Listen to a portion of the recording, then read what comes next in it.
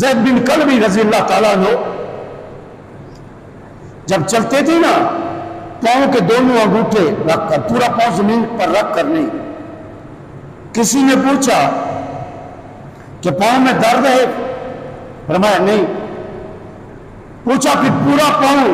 فرمایا اس خوف کی وجہ سے، اس ڈر کی وجہ سے میں پورا پاؤں نہیں رکھتا، میرے پاؤں کے نیچے آ کر کوئی چیونٹی کوئی کیڑا نہ مر جائے، قیامت کو تم پوچھو. اتنا خوف. تو پوچھنے والے نے پوچھا اس سے پہلے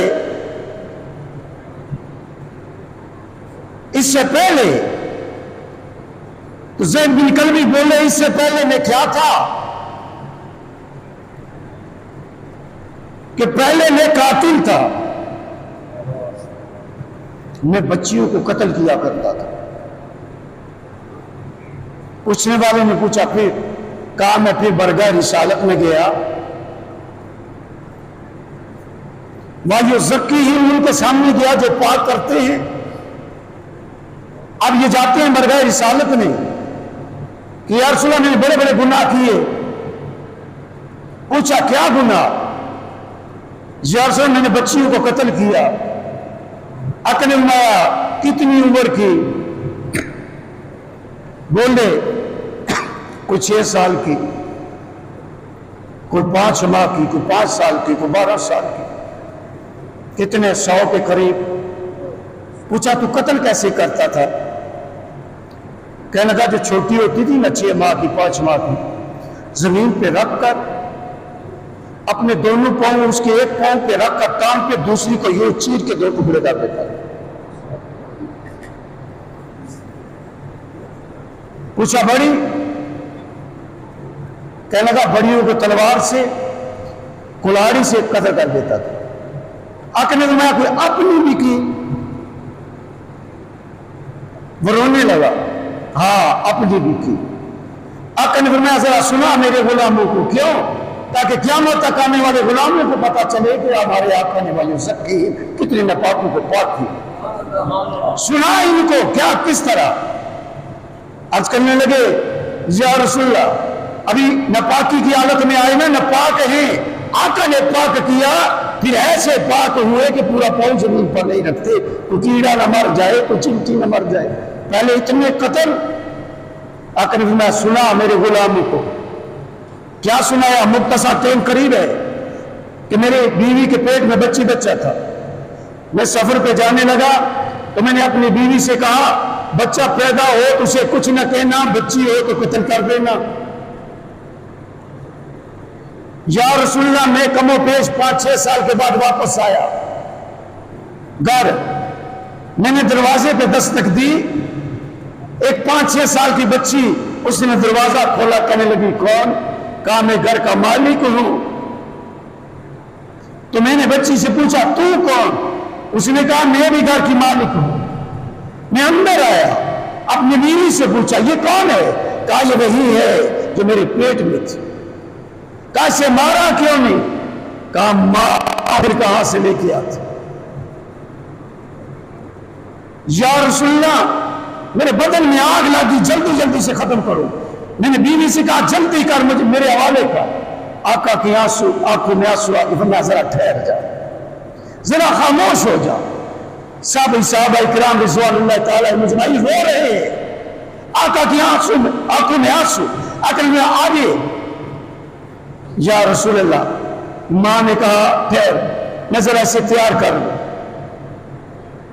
آپ کی بھی بچیاں ہیں. وہ ماں کتنی بد نصیب ہے، اس نے اپنی بچی کو نہلایا، کپڑے پہنائے، کنگھی کی. ماں کی خواہش ہوتی ہے بچی جوان ہوگی اس کی شادی کروں گی، اسے جیز دوں گی. وہ بھی ماں ہے جو نئے کپڑے تو پہنا رہی ہے لیکن وہ موت والے ہیں. تیار کر کے بچی کو گلے سے لگایا، ملی اور باپ کے حوالے کی. یار پھر یسلم نے اسے لے کے آیا جنگل میں گڑا کھودنے لگا. بچی پوچھنے لگی ابا یہ؟ تو میں نے کہا بچی لکڑیاں زیادہ کاٹیں گے، اس گڑے کے اندر چھپا دیں گے، تھوڑی لے کے گھر جائیں گے. یا رسول جب گڑا کھود رہا تھا آواز چلی، وہ مٹی اڑی میرے چہرے پہ پڑ گئی، میری بچی اپنا دوپٹہ اتار کے میرا چہرہ صاف کرنے لگی، میرے باپ کے چہرے پہ مٹی پڑ گئی۔ اے ذرا بچوں کو اعلیٰ درجہ دینے والوں، اگر وہ نعمت ہے تو بچی رحمت ہے۔ تمہاری بچیوں کی تمہارے ساتھ جو محبت ہوگی نا، جو وفا ہوگی، اس کے اندر لالچ نہیں، پرکھ کے دیکھ لو۔ جس گھر میں بیٹا بھی یا بیٹی، دیکھنا بیٹی تم سے کتنا پیار کرتی ہے۔ بچیاں تمہاری لائق بھی ہیں، نمازی بھی ہیں، جن کو ہم کچھ نہیں سمجھتے۔ بچیوں کو بچہ جو بھی بیٹا منہ سے بات نکالتا ہے، اس نالائق کی ہر بات، اس بے نمازی کی ہر بات فوراً ماں باپ مان لیتے ہیں۔ بچی پڑھی لکھی ہو، سلیقے والی ہو، گھر کو چلانے والی ہو، نمازی ہو، تو صبر کر۔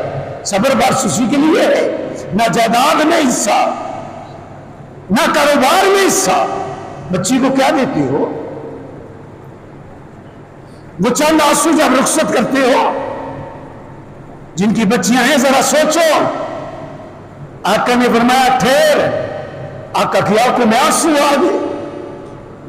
اور ظالم، مٹی اڑے تیرے چہرے پہ پڑے، تجھے آیا نہ آئی تیری بیٹی دوپٹہ اتار کے تیرا چہرہ صاف کرے، تو اس کے لیے قبر کھودے۔ اب اگر میں پھر یا ظلم کا میں نے اسے پکڑ کے گھڑے کے اندر پھینکا، اسے پتا چل گیا مجھے مارے گا۔ اب بچی ہاتھ باندھ کے کہتی ہے ابا جی میرا خون اپنے ذمہ نہ لے، مجھے چھوڑ دے، میں تجھ سے روٹی کا تقاضا نہیں کروں گی ابا، کپڑوں کا تقاضا نہیں کروں گی، مجھے جنگل میں چھوڑ دے، جانور کھا جائیں گے، میں کسی کے گھر کا کام کر کے اپنا پیٹ پالوں گی، تیرے گھر روٹی کے لیے نہیں آؤں۔ بچی ترلے کرتی رہی، منتیں کرتی رہی، بس ظالم ماننے کے لیے تیار ہوگا، کہنے لگی پھر ٹھہر ابا، مجھے پتا ہے تو نہیں چھوڑے گا، آخری بات تو مان لے۔ اس لیے میں نے پھر اس سے پوچھا کیا آخری بات؟ کہنے لگی ذرا مجھے سینے سے تو لگا لے، ایسے محسوس کر جیسے بیٹے کو تو لگا رہا ہے۔ اے ابا جب اللہ تجھے بیٹا دے تو میری طرف سے بھی ایک بوسہ اس کے چہرے پہ دے دینا، کہہ دینا تمہاری ایک بہن گزر گئی ہے بد نصیب میں۔ یا ظلم پھر میں نے اسے قتل کیا، مار لیا، تو اب کیا بھائیو زکیہم، جب آمنہ کے لال نے اسے پاک کیا، پھر ایسا پاک کیا کہ اب زید بن کلبی ہیں، وہی گلیاں ہیں، وہی بستیاں ہیں، پورے پاؤں زمین پر نہیں رکھتے، انگوٹھوں پہ چلتے ہیں، اتنا خوف خدا۔ پوچھا یہ؟